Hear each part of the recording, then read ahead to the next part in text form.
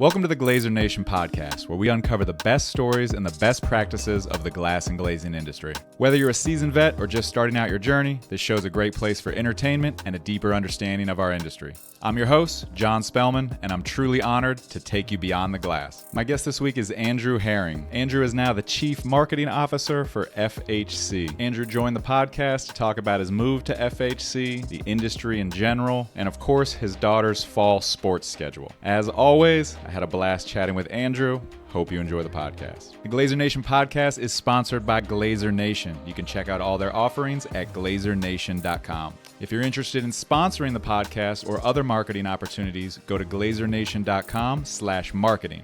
And if you have questions for me or you know someone that would make a great guest for the show, you can contact us on any of our social medias at Glazier Nation Podcast.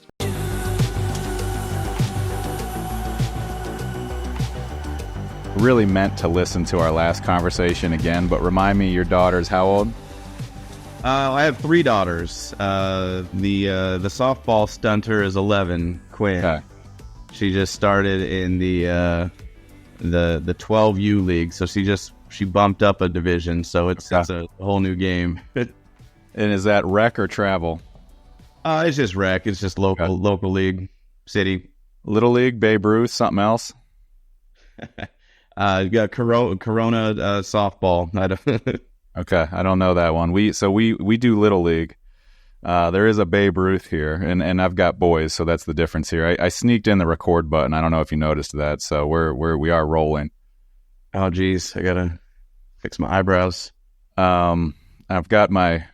If you're on the audio only, you won't catch out my mug here with my both boys in their baseball unis, but studs. So your 11-year-old already had evaluations, already got drafted. I'm not as good of a father. I got a Shiloh's mug that was gifted by a buddy, Matt Price. Sorry, yes. No, this is only the third season we've played. We haven't gotten into the club level or the travel yet, but we'll see where that goes. She's really taken to it. She just had evaluations and just got drafted? Yep. Are you and your wife anything like me and my wife, that you immediately go try to look up some of the parents on Facebook? I don't, just because I think you usually get a stunted version or the worst version of someone on Facebook. I'd rather just learn how to interact with however they act on the field. I think it's not so much to judge them for us. It's more to see if we know them. And then if we know them from a positive or a negative experience, right? So we've been in, and I don't even remember when you and I last recorded, but we've been in rec baseball now for 5 years, I think. And I've been coaching and I'm on the board, and we've just had some of the best relationships with the other parents and also some of the worst. Yeah, I've seen it. I mean, there's definitely some clickiness to it. I'm not, this. I would still say we're in our infancy here. I've made some waves already, just as a spectator and as an assistant coach. I've had a couple warnings, but I'm passionate about my kids and I like the sport. Yeah,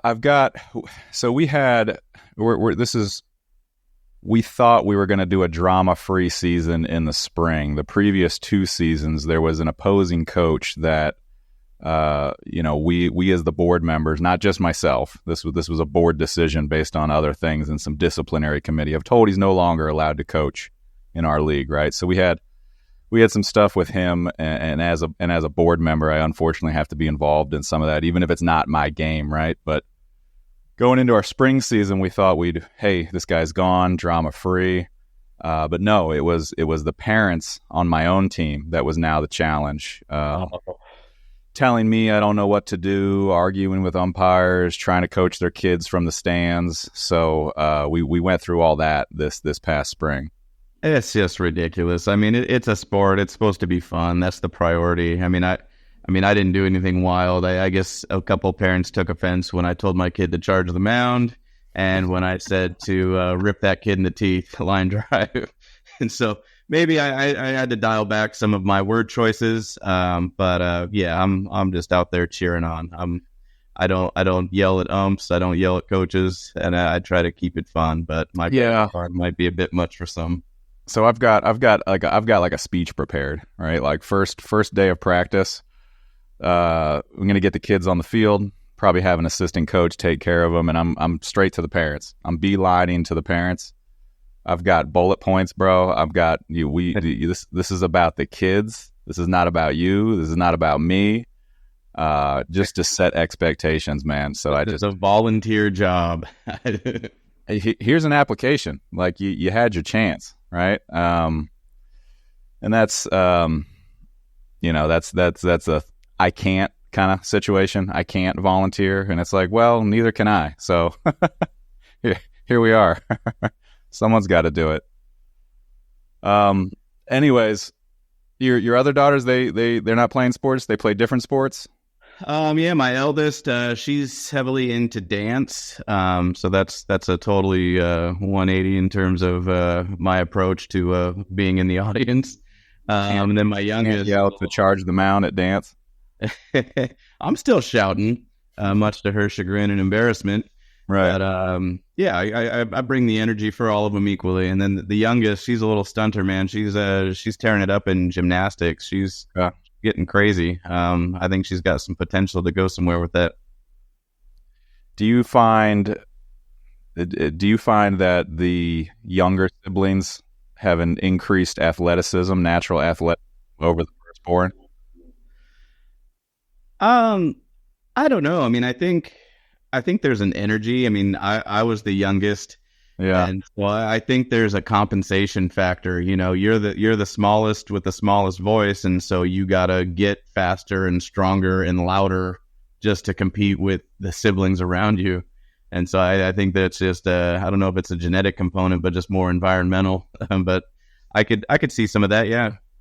Yeah, I find our second it just comes more naturally to him. But in the same token, he won't work as hard as the older boy. Like the firstborn, it kind of took him a while, but a gear changed recently, and he's like volunteering to put in the work, where before I kind of had to make him do it. And I think he's I don't know if he's just more motivated or more excited, or if something clicked and said, hey, and it's something I've been trying to work on. So like, I'm pretty happy about it, but like, here's a thing that I want to get better at. How do I get better at it? Oh, that's awesome. Yeah, I think also the first kid is kind of just the trial run for everyone. So, you know, the first kid tries everything without really seeing much. You know, they try everything for the first time, while the kid after that and the kid after that kind of gets to be on the field, see what's going on, and so they can, I think, zero in on their interests and what activity or sports kind of are align with what they want to do without actually having to try it. I mean, the eldest, she tried soccer, she tried a bunch of things, and then kind of settled into what was comfortable. Whereas I think seeing and being around different things as the younger one, seeing your older siblings do it, you get a much quicker read on what you want to be good at. Now, are you assistant coaching again this season? I don't know. We had our first meeting with the coach, and our coach was very prepared. He had a one-pager with bullets and setting expectations on his management style and what he expects from the parents. So I do like the prep work there. Me, I'm fine. One season I was an assistant coach, and I love getting in there and helping. Last season they had a pretty full roster of existing assistant coaches with kind of a crew that kind of ran together throughout different seasons. So I just got to be a full-on spectator. Yeah, I'll do whatever's needed. I've been a scorekeeper, though my attention span isn't the greatest for that, but I'll do whatever I can. You can find me in this snack bar duty or whatever's needed. Yeah, I love it. So my boys are also doing flag this fall, flag football, which is going to be a circus. Luckily, I can have them both on the same baseball team, so that limits some of the traveling, but they're going to be on two separate football teams. And what happened after their football evaluations for 6U, 8U, and I'm assuming he did it for the other ones, is not just a coach, but the president of the league gathered all the parents, right? All the 6U parents come in here, and then he did it for the 8U. And he had the coaches standing behind him, and he set the expectations as the president of the league of, hey, these guys are volunteers. You know, your job as a parent is to get your kid here, cheer for your kid, take your kid home. Like, you had your chance to volunteer, you passed on that. This is how it is. And so I respect your coach that showed up with the bullet points. It's important, man. People are wild. And I mean, you can transfer that to construction industry. I think some of the most important things we do in the construction industry is setting expectations. Oh yeah. I mean, even if it's bad news, I mean, you can work with bad news, but, yeah, managing expectations is clutch, across the board in any aspect. Yeah. I saw something, and I don't know how they would do this. I don't know how they would conduct this. Maybe it was a survey. Like, I don't know how you'd get data, but it was something like a customer would rather get an immediate call with like incomplete information or bad news than get a call 24 hours later with good news. It gives you time to prepare and accommodate whatever that may be.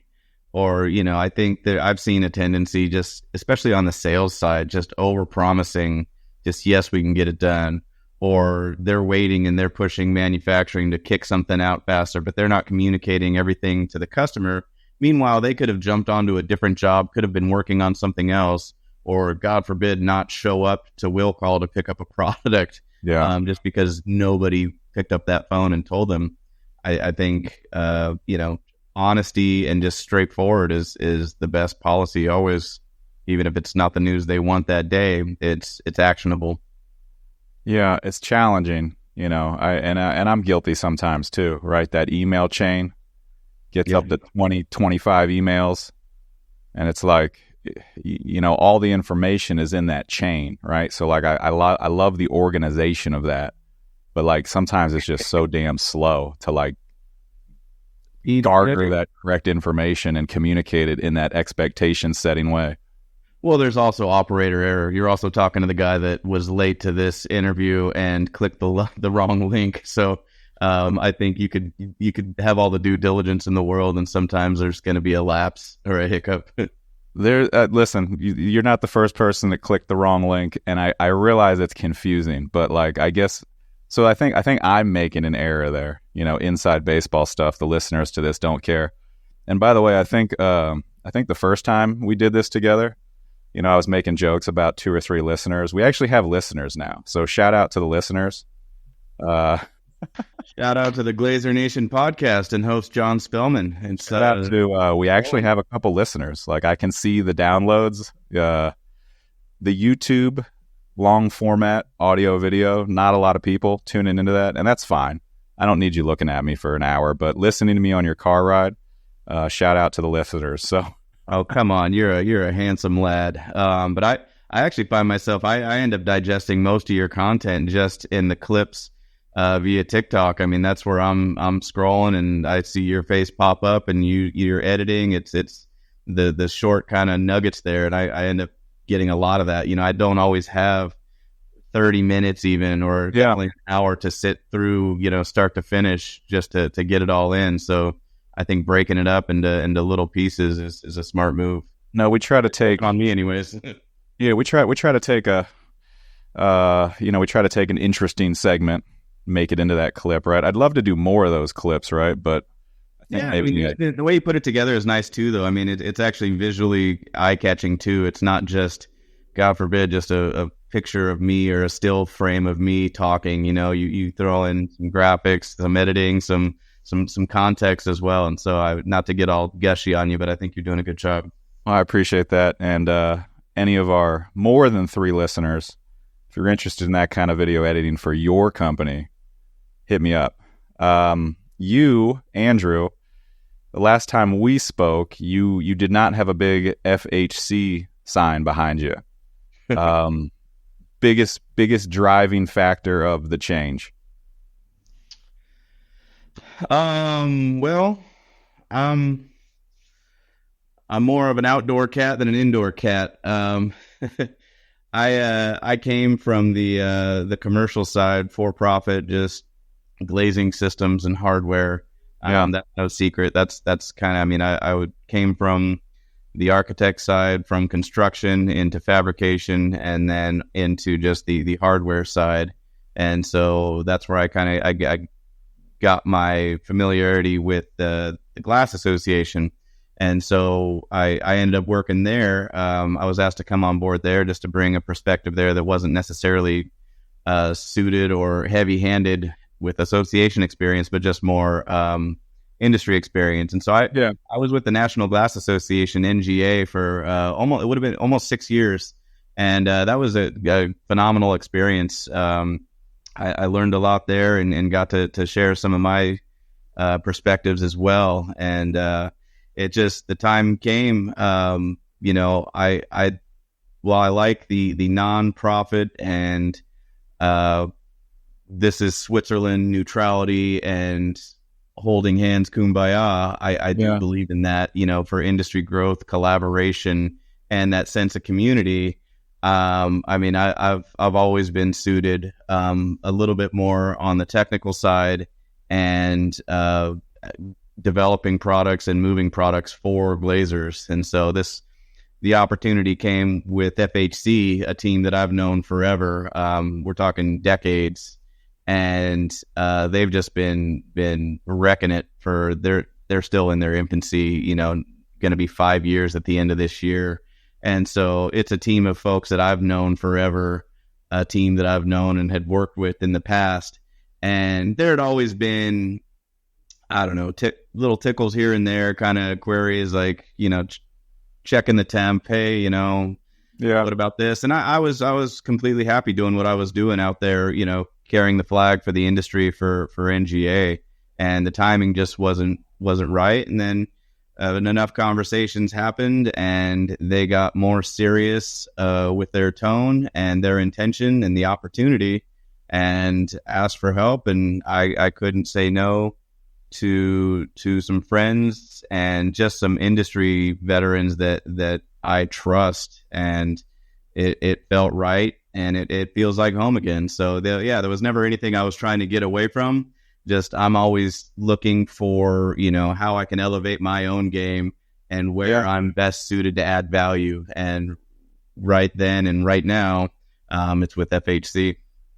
So fill me in a little bit as an ignorant guy, as far southeast. It's mutual. As far southeast in the country as I can get. What's the catalog? What's FHC? For product offerings or mission statement or what I think for? I'll leave that open to you. Yeah, fill me in as a guy who knows very little about FHC besides what he sees on social media. Well, that you probably gather a bit there. FHC, the frameless hardware company. We position ourselves as the glazing supply company, but there's a lot more that goes to that. While we cater to the glazing industry, our primary customer and partner being a glazing contractor, contract glazer, however you want to word that. But we're in the business of glazers and glass fabricators. And so we try to be the go-to, be-all and end-all resource for them in terms of supplies, tools, but then also we design, engineer, and manufacture glazing systems, all glass entrances, glass railing systems, guardrails, panic handles, hardware, transaction windows. So we try to really be that comprehensive resource for anything in the glass business.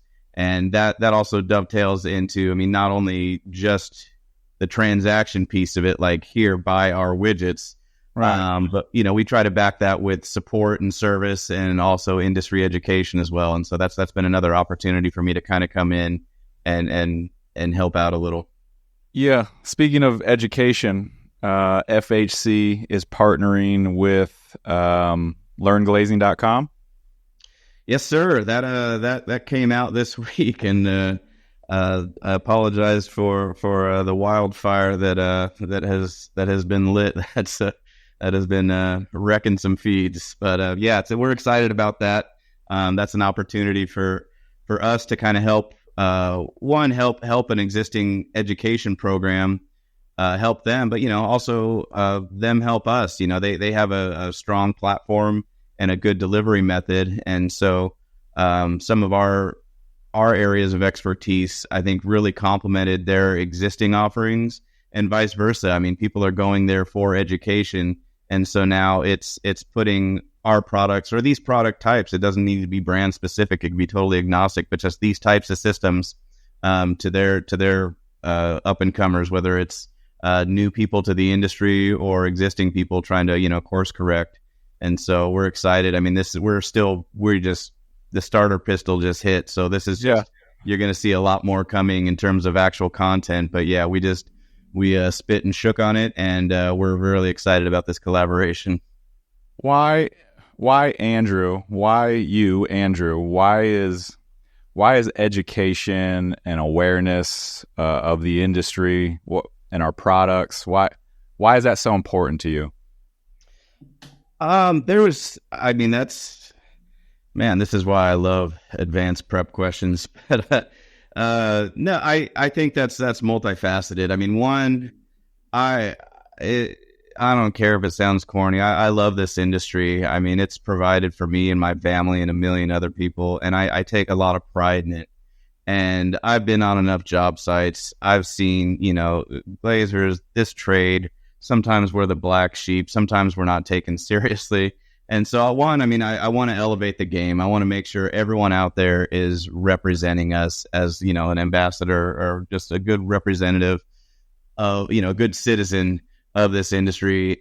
But also I'm a big fan of just the trades in general. I think it's taken a back seat in terms of just general awareness. I don't think it's taken seriously by a lot of the younger generation as a viable career path, whereas I just think they haven't been exposed to it. I mean, we had auto body, we had wood shop, we had a lot of stuff when I was going through school. None of the high schools in my neighborhood or in my community, they've ditched the vocational trades in just general education. And I just think we're not opening enough eyes. I mean, sure, there's opportunities in technology, and God bless you, you're going to be a doctor, I'm going to need you. But I just think it's not even presented at an early enough age. And so I think education is a key part of that, bringing people in. You have to have a path. I mean, one, awareness is step one, but then how do I get there? Like, okay, cool, construction, sweet. Glass, someone's got to put in.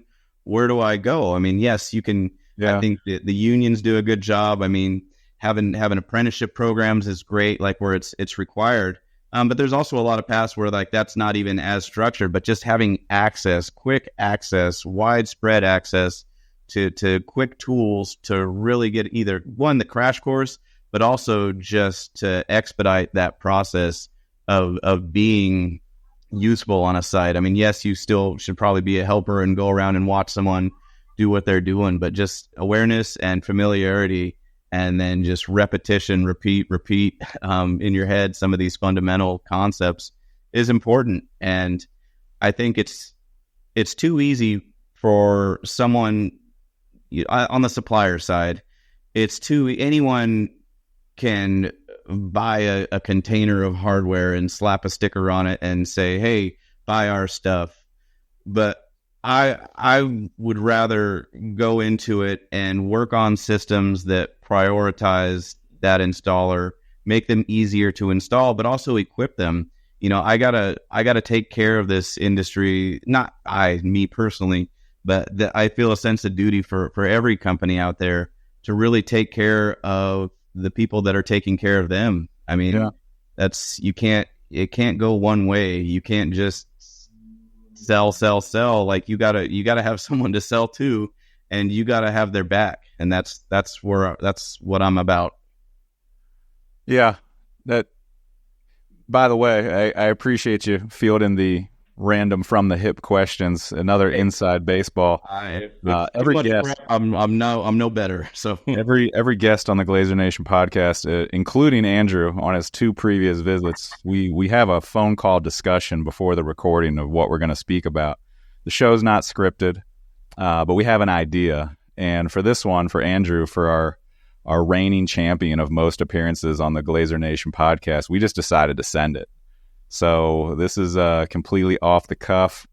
The industry taking care of the industry. Yeah, I'm with you. It's not Andrew Haring raising the industry. It's we as an industry. Yeah, it's we. 100%. Everybody. I hope that never came off that way. No. I just wanted to emphasize that it's a we thing, right? It's not a look around at who's going to do it for you. It's a, hey, are you in this industry?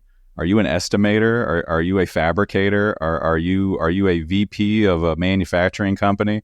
All of the above. If you want this industry to exist, there's kind of a battle, right, for what's going to exist. What are people going to do? What is the 18-year-old that just graduated high school? What is he going to do? Is he going to go get $20 an hour to work in the air conditioning at Buc-ee's?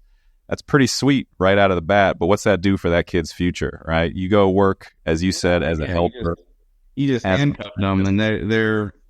I agree, and so I mean, I'll go on record right now. I'm the shots fired. I'm challenging everyone to step up as well. I mean, we have a responsibility collectively to do this, and I mean that. I go back. I mean, that was something I think NGA is really hell bent on as well, and that's why it was easy for me to one jump in and stick around as long as I did. Just the efforts they're really doing to help. I can help you help yourself. I can't do it for you, and so providing resources is clutch. And so I mean, some of the recruitment kits and some things that they're doing to prepare and equip glazing companies or glass companies or even manufacturing companies to go out, how to go to market at a career fair, how to approach high schoolers, the language is different. The approach is totally different. And so I think the more that we all kind of take off that competitive hat and just really focus on growing the industry as a whole, I mean, it's win-win for everybody. Yeah, and the stuff that NGA does, the stuff that you did with NGA, I mean, kind of inspired this path that I'm on, right? Like I started just poking around making a podcast because I thought it would be something neat to do, right? And I learned how to do it, and I learned how to do the recording and the editing. But like along the way, I met people like you, and I met all these other fascinating individuals in our industry that I would not have met otherwise. And they're all putting social media content out there to raise awareness of our industry, or they're putting out training programs like Alex and that crew. Like there's a lot going on to inspire those people where, does it bother me if somebody goes and gets that $20 job in the air conditioning? No, not really. But like the same as coaching baseball, right? Like I'm coaching baseball because I got into coaching baseball because I didn't like the way that the coach was doing it that my kids were assigned to, right? Which goes back to our thing of, hey, here's a volunteer form. If you don't like it, go volunteer. So that's what I did. Instead of complaining, I went and volunteered. This is a long-winded way, but I'm going to get there. The kids that I'm coaching, obviously my kids are my number one priority, right? I'm not going to lie and say that they're not.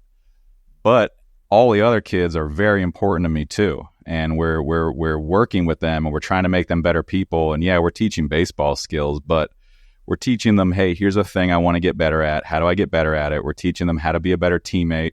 We're teaching them how to be better for their community, right? Like how can we fail at this thing, baseball, 7-8 times out of every 10 times and get back up and keep going? Because as an adult, they're going to get knocked down 7-8 of every 10 times, and they're going to have to get up and keep going. I'm going to bring this back to the 18-year-old kid working in the air conditioning. I don't really have a dog in the fight there, but like, is it better for that person maybe if they learn a trade and they can open a business by the time they're 25, 26, 27 than the future at Buc-ee's, Wawa, McDonald's? I don't know. I'd probably argue that it is. So I think, all of this raising the industry up, the glazing industry, and then I think just by association, raising the trades, like I think there's just a lot of value for society right there. Oh yeah, and I agree. I love seeing it. I mean, I've witnessed a lot of this kind of explosion of content happening, and I'm here for it. People just posting projects all across. I mean, that awareness piece is critical too. Matt Day always poses the question, or he's always, I want the world to know what a glazier is, and it's been a kind of a secret industry for a long time, and so I think the more, I think it's okay to celebrate ourselves a little bit and open some eyeballs. In addition to that Buc-ee scenario, don't tell Max. he's a big Buc-ee's fan. Yeah, listen, I'm not ragging on Buc-ee's. If I'm going on a road trip, bro, we're stopping at Buc-ee's. Oh yeah, it's near and dear. Those fighting words for Max Pearlstein. But I also think there's a general assumption, and I think it's misguided or misinformed. For a lot of high schools, at least when I was going through high school, that's the natural path. Like, okay, after graduation, college. Just without an idea of what you want to be or where you want to go. Just like college is the next step in this progression, and that assumption is fine. I mean, and there's plenty of careers where a degree is requisite, mandatory, and the college experience is good. And I'm not entirely knocking colleges. I'm knocking the assumption that is the only path to a successful and fruitful career. And so I think it's not a one and done or a quick fix. It's the awareness, and it's got to be constant, and then creating that path. And just I think there's nothing wrong with celebrating and championing this industry. Yeah, and I think if you're looking at the longevity of your career, and listen, I didn't do this when I was 18. I was not considering the longevity of my career. Like, I was an idiot at 18. I was just like trying to figure out where we could skateboard or where the girls were hanging out, right? You start to factor in the AI stuff, the robotics stuff. I can promise you that you will see, and we can get off of Buc-ee's, we can go to McDonald's. I will promise you, and it already exists, actually. You walk into a McDonald's, you can make an order. Guys.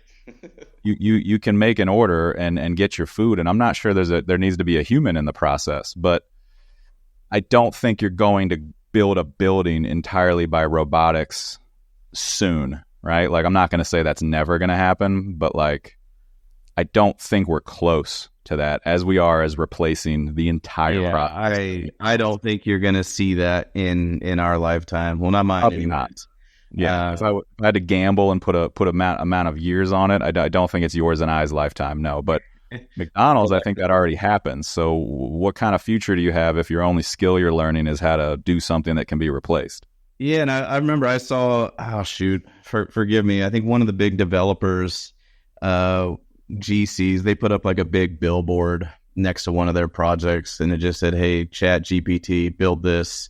And I mean, that stuck, and that resonated, and I think that's true. I think for all of the things that it can replace, I think it can augment and enhance some things, but I don't think there's going to be an immediate substitute for a skilled tradesman or tradeswoman in how buildings are constructed. And now I can already see it fast forward to 10 years when they're doing it, and then they're going to pull this old clip of me sounding like an old coot, just yelling at the internet. But I agree with you. The Terminators will scrub the internet for all sorts of talk like this, and they will come find you and I as defectors. Let's do it. But no, I think people maybe thought AI, robotics, I think people maybe thought that the first things that would be replaced would be manual stuff, right? And I think it's the opposite of that. I think the first things that are being replaced are process-oriented items and even creative items with the text-to-image stuff. I will be your Sarah Connor. So, Andrew, FHC, your role, I'm sure, is rather broad, but like, what specific stuff are you doing? I've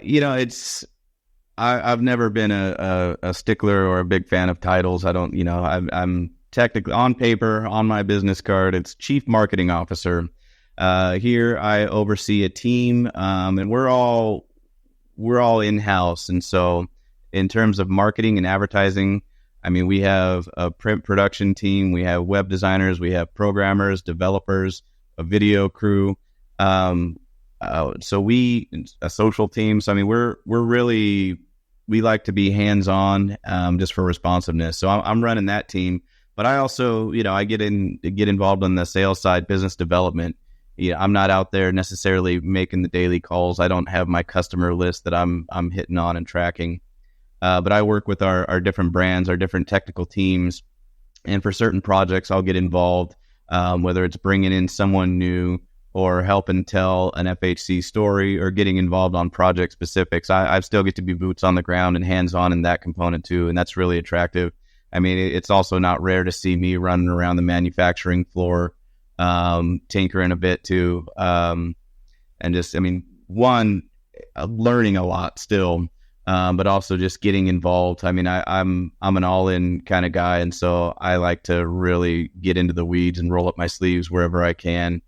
I'm much more effective and engaged when I'm out doing the stuff as opposed to sitting behind a desk. So there's been that opportunity here as well. So just whether it's identifying new products to develop, new targets and approaches to engage with, or just the same old social antics as well. I get to be involved in a lot of pieces.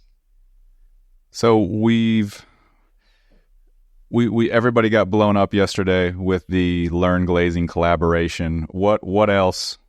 I'll say Andrew driven. Is there anything else we can expect in the future? Any hints? Anything maybe stewing in your brain that you want to throw out there? Well, it's quite cavernous in there. Yeah, it's a lot similarly aligned objectives.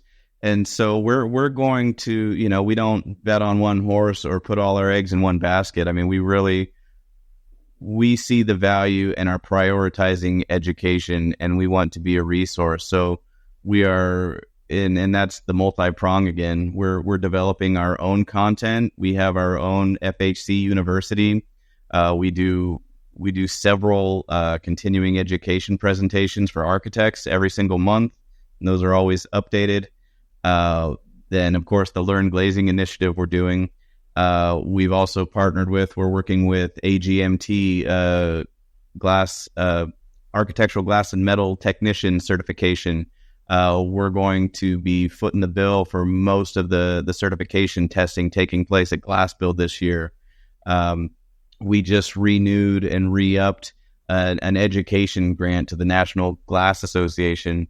With this last installment, we've donated over $1 million to the NGA that is only reserved for their NGA foundation and can only be used for education initiatives. And so that's putting apprentice programs together. It's developing content for them. It's putting people through it. And so, I mean, we're trying to hit on all fronts and trying to help out anyone that shares the drive and the passion for building the industry. And so education we see as a key piece. And so, I mean, that's really why we're trying to back programs that see the things we see and value the things we value. Yeah. I mean, that's very definition of putting your money where your mouth is. I mean, everything you've talked about in the last 37 minutes about education and taking care of the industry and making sure there's an installer to install your widget. I mean, that's it. That's putting your money where your mouth is. Andrew, simple enough, right? my friend, always a pleasure, sir. I'm gonna cut you out of here. I told you I'd keep you short and sweet. Best of luck to you in your daughter's fall season of you not getting ejected. That I don't know. I might take pride in that. I don't know. Don't do it, dude. Don't be the dad that gets ejected. Don't do it, please. I've seen it in cups, but no, I won't be there. I will tailor my passion to the comfort levels of those around me. Sounds good. And try not to threaten violence. Always great stuff, Andrew. Thank you. Thank you, John. Really appreciate it.